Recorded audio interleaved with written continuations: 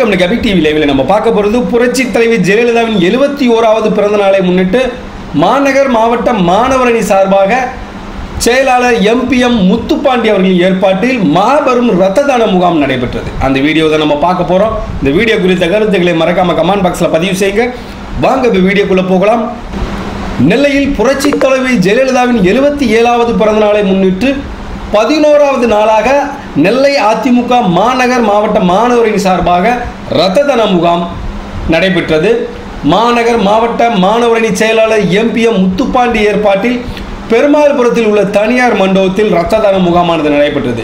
இந்த நிகழ்ச்சிக்கு நெல்லை மாநகர் மாவட்ட கழக செயலாளர் தச்சை கணேசராஜா தலைமை தாங்கி மாபெரும் இரத்த தான முகாமினை துவக்கி வைத்தார். முகாமில் அதிமுக கழக நிர்வாகிகள், தொண்டர்கள் மற்றும் பொதுமக்கள் என 100க்கும் மேற்பட்டவர்கள் இரத்த தானம் வழங்கினர். இரத்த தானம் வழங்கியவர்களுக்கு மாநகர் மாவட்ட கழக செயலாளர் தச்சை கணேசராஜா சான்றிதழ்களை வழங்கி வாழ்த்துக்களை தெரிவித்தார்.